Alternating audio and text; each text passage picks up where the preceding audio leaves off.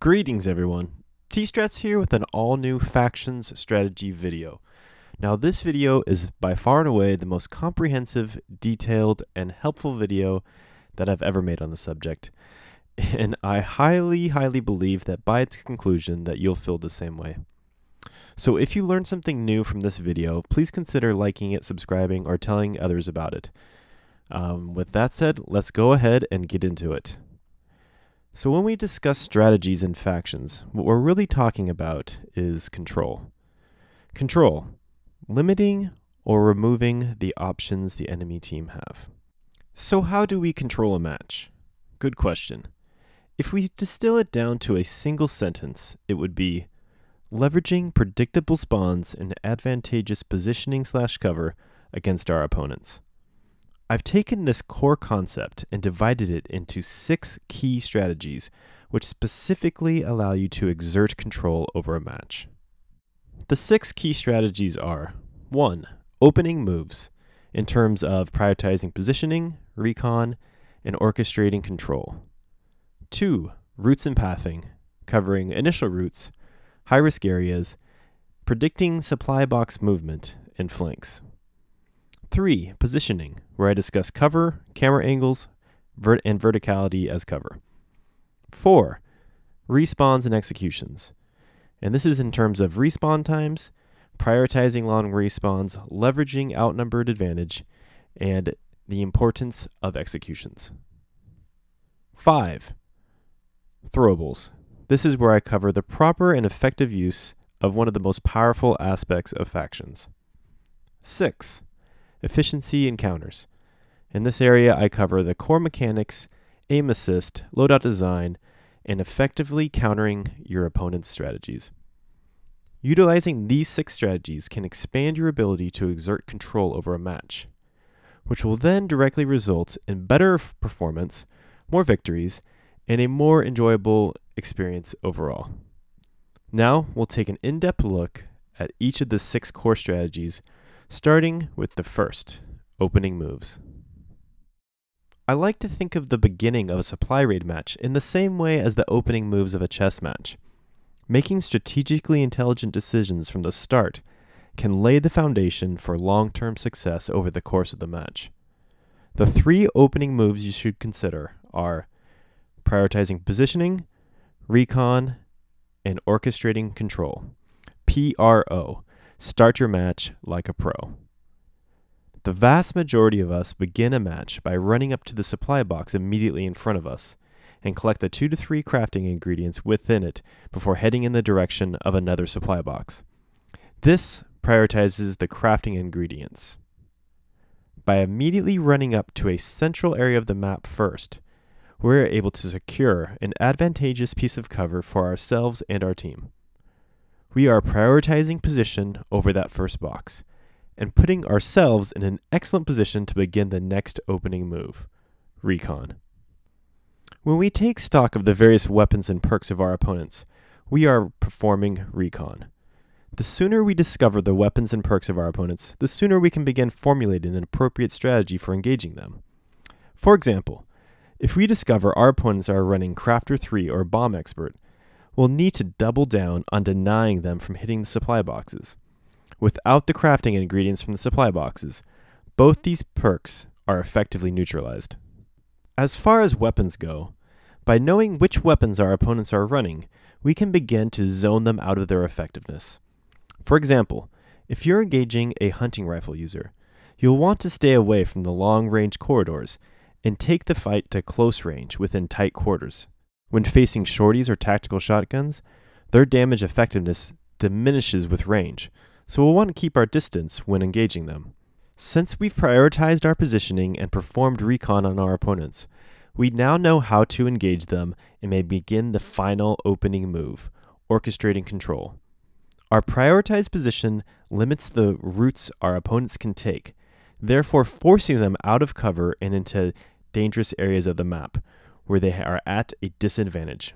The sooner we begin limiting or removing the options of our opponents, the greater the chance our team has of setting up predictable spawns and advantageous cover against them. That leads us to our next strategy, routes and pathing. The routes and paths we choose to take can have a significant impact on our individual performance and our team's chances of victory. The four important areas of this strategy are initial routes, avoiding middle areas, predicting supply box movement, and flanking. The initial route we take at the start of a match should include at least one medkit, as some of our first engagements can be decided simply by who is able to heal up and who isn't. Each of the 17 maps of factions is different, but you generally want to avoid the middle area on each of them. Why?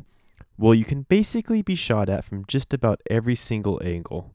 For example, the middle area of checkpoint in high school, you can theoretically be hit from 6 or 7 different sightlines. There are reasons to cut across the middle area, such as to attack a spawn point, deny your opponents a supply box, or perform an offlink, but you never want to linger there. Speaking of supply boxes, that's the next topic we're going to cover. Supply boxes are an incredibly important aspect of factions, as they are the source of the resources in the game. You can receive the components of throwables, ammo, and if your team is getting stomped, even pity parts and fully constructive throwables. Since the contents of the supply boxes are highly valued, they can actually make our opponent's movements somewhat predictable.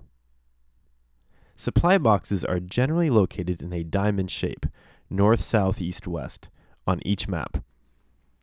One team spawns near the north box, and the other team spawns near the south box at the start of each match.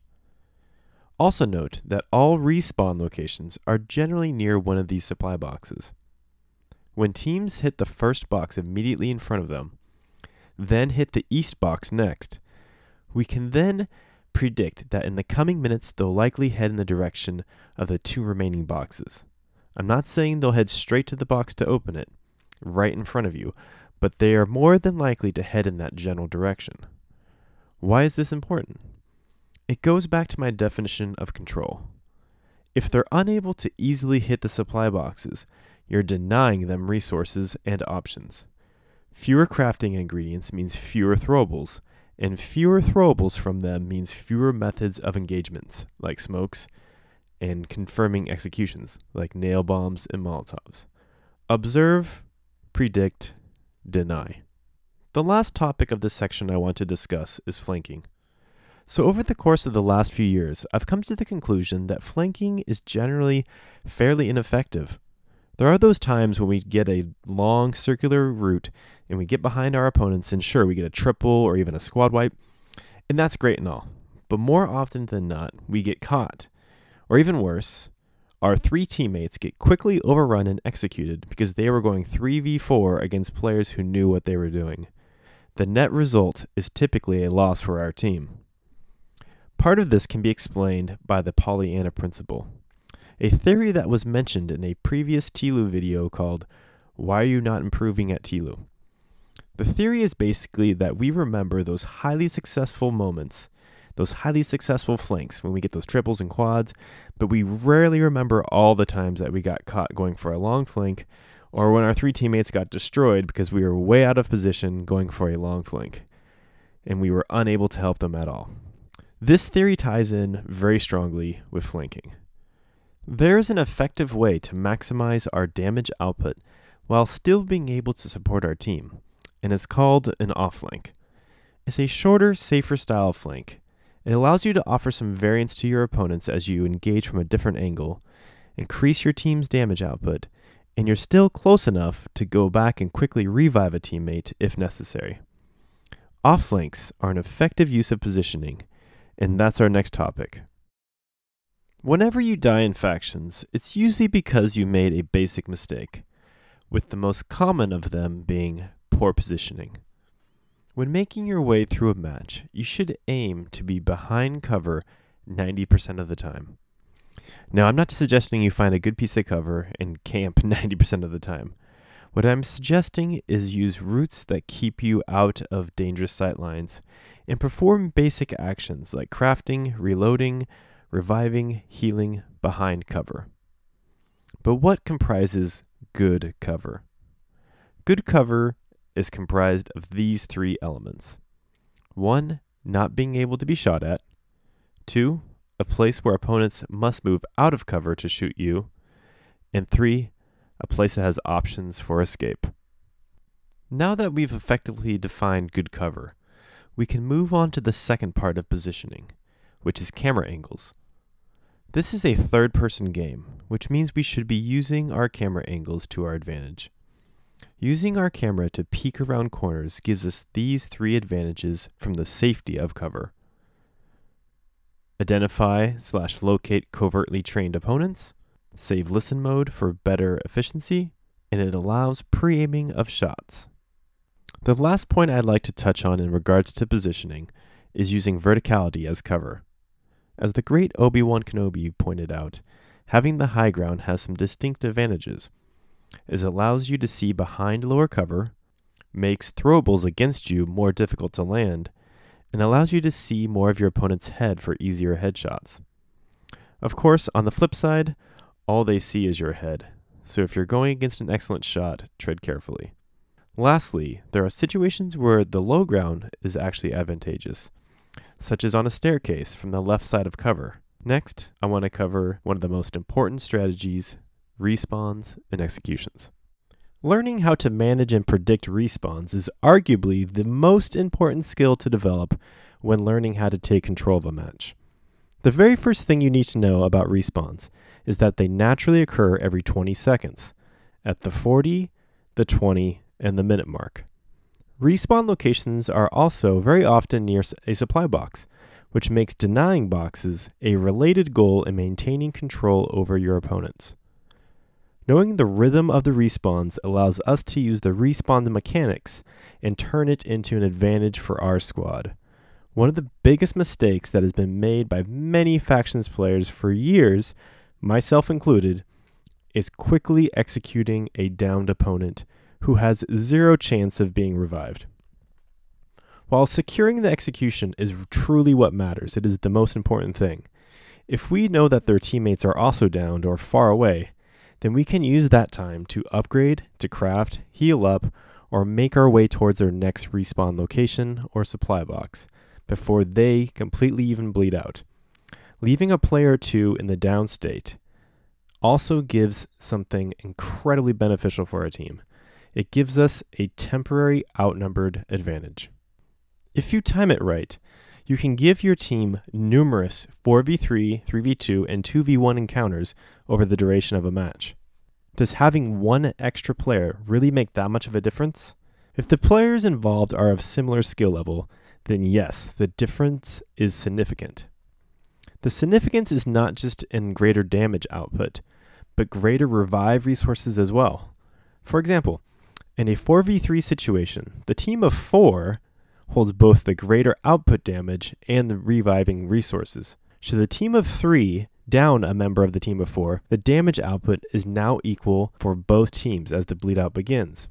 Should the team of 4 down an opponent next, then the huge advantage becomes obvious. The team of 4 can afford to have one of its members revive their down teammate, while keeping an even 2v2 situation.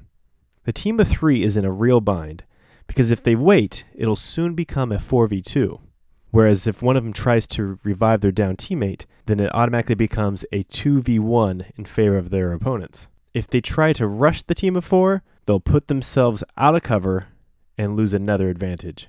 Attacking in coordination with your teammates is an exceptional strategy, doubly so with an advantage in numbers. The last thing that I want to mention is while we all love impressive down totals, executions are what really matter. I agree, I love getting HR headshots from the other side of the map, but without an effective method for confirming the execution, we're literally giving our opponents 100 parts for the revive, and potentially more if they have a healing medic on their team. Also, we now have fewer bullets. This engagement was a net loss for our team. When we repeatedly down opponents at distance without effective executions, we're essentially just giving our opponents free upgrades and free armor. Now, we're going to discuss one of the most powerful aspects of factions, the strategic use of throwables.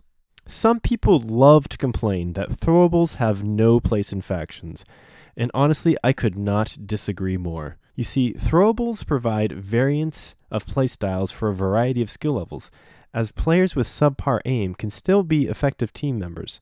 But the most important reason why throwables belong in factions is because they provide a strategic element that is absolutely unrivaled in similar third-person multiplayers. In short, throwables are incredibly effective.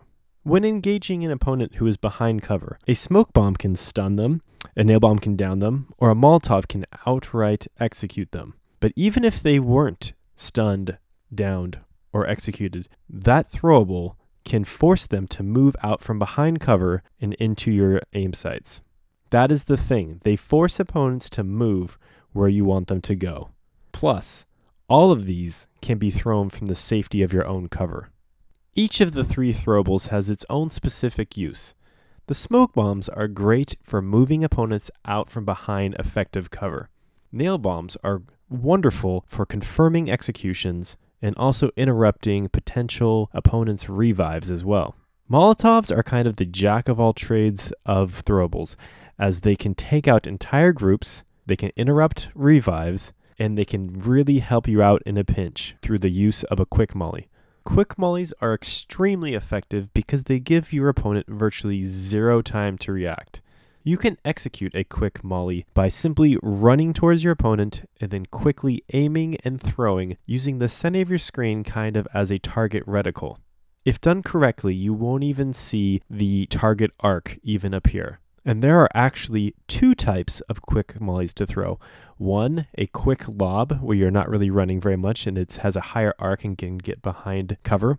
And the other is more of a high velocity Molotov that gives your opponents 0 reaction time. Highly, highly effective. And that leads to my main point. There is not a lot you can do against a well-placed throwable, so use them efficiently. And that leads us to our last strategy, efficiency and counters. This last topic focuses on how to streamline your influence of control over your opponents, and also offers a few methods for countering the strategies that they may use against you. There are a few core mechanics that can be optimized for better overall efficiency. First, learn the upgrade costs of every weapon, and upgrade your primary as soon as you're able to.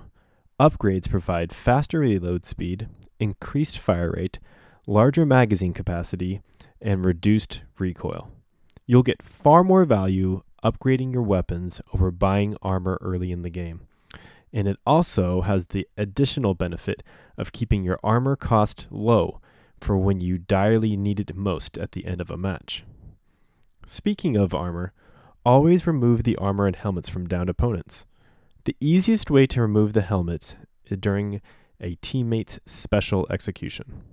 Holding the listen mode button down for too long can really deplete and ruin its effectiveness. When using it, try tapping the button in a short burst. By tapping it, you'll be able to use it far more often, which will give you more information to make informed decisions. Now I want to take a moment to discuss both aim and how aim assist functions in factions. I find that most people use a sensitivity that is far too high. And while sensitivity effectiveness kind of varies by primary, I find that a sensitivity of 4 works very well for me with the burst rifle and hunting rifle as well. One interesting aspect of using a lower sensitivity is that it can strongly negate the misdirection effects of opponents doing wiggles. It's also a great idea to get used to keeping your sights up naturally. All of the factions' character models have the exact same height, so becoming familiar with the general location of where your opponent's head will be at in regards to cover can lead to far more headshots. Now, the last thing I want to talk about is, in my opinion, one of the biggest secrets of this game that is really a game changer, and I'm calling it the +2 headshot. So the way the aim assist works, it's far more complicated than this, but I'm not going to go into the math. I'm just going to break it down very simply for you. When you move your reticle when you're aiming very early on, so when you sight in and you move up, down, left, right, it basically, the aim assist of the game gives you kind of what I'm calling a +1. It helps you just that little bit when you head in that direction. Now, if you move your reticle in a diagonal direction, it kind of incorporates both of the vertical and horizontal aim assists and gives you a +2. Now, I have been fooling around with this for over a month now, and I can tell you moving your reticle in a diagonal direction helps significantly. If you don't believe me, watch this HR headshot example I got in live stream just a few days ago. And then after that video, I will play and you'll see the headshot I get on this guy here on high school. Over here. Yep. Looking for it. That was a quick headshot. Oh. Yeah, you'll see it. Second individual here. Yep. Got him. Nice. I think you can see the correlation for yourself. Now I want to explain one of the most underutilized strategies in factions, a concept I call stackable loadouts. When you upgrade your primary or secondary, you're able to keep your upgrades if you switch to another loadout with the same exact weapons. For example, I've divided my custom loadouts into 2 sets of 3, a revolver hunting rifle set for long range maps and a 9mm burst rifle set for shorter range maps. When I begin a match on a long range map, I will often start as a medic so that I can get heals and revives and get my weapons upgraded as soon as possible. If it turns out we're being spawn trapped, then I can switch to the Strategist 3 loadout to get the quick respawns and avoid those traps. The third HR loadout is a last man standing / throwable loadout. If it looks like we're really getting crushed and we have a lot of throwables, or we're entering a last man standing situation. Basically, with all of these loadouts, the idea is that you can start with your core loadout and then switch to 2 variants based on what you need. With the burst rifle one, I start off with the sharpshooter 3, and if we're crushing our opponents and doing well and getting nothing from the boxes, I can switch to the lucky break loadout. So basically what I'm saying is use your loadout strategically. Don't be afraid to change it up in the middle of the match to reflect what you need at that given time. Lastly, I want to finish this off with some common struggles and how to counter them. Getting shortied and tactical to death? Increase your distance from your opponents to reduce the damage effectiveness. Also, use the period just before they need to reload as your window to attack. Getting spawn trapped aggressively? Use Strategist 3 loadout to respawn quickly on a teammate. Stick together to teammates and use team fire. Getting absolutely crushed? Switch to a throwable based loadout, like with Explosion Expert 2, and then load up on throwables and use them to close the gap. Going against campers? You'll need to load up on throwables and then rush them with a throwable to engage.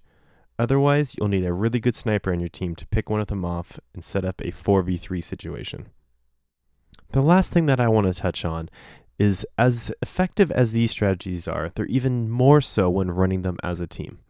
Now, I know several of you play no parties, and sometimes implementing strategies like this can be difficult without a team.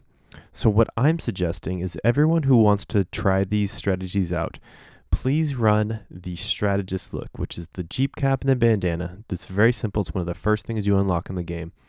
And that way, you can even hop on your mic and let other people know that you're running the TLOUstrats. And if you have someone on your team, then you can start the match like a pro with prioritizing your position, your recon, and orchestrating that control right off the bat, and see if you can't get that teamwork going right from the start. I would also love to see how your strategic play is going, so please use the hashtag TLOUstrats and upload your clips to Twitter, YouTube, Reddit, anytime that you feel that you're playing in a more strategic way and really getting a handle of kind of this underlying mechanics of the game. Please share that with us so we can check it out for ourselves. I know this video is super dense. It took me over 60 hours to put it together and countless drafts. So it may take repeated viewings to finally get many of the nuances of the strategies to sink in. Don't feel bad about that. This stuff took me forever to get a handle on. If you learned something or enjoyed this, please like this video, let your friends know, and let's see if we can't all get better at this game we love so much. All right, with that having been said, thank you so very much for taking your time to spend with me here today, and I will catch you guys later. Have a good one. Cheers.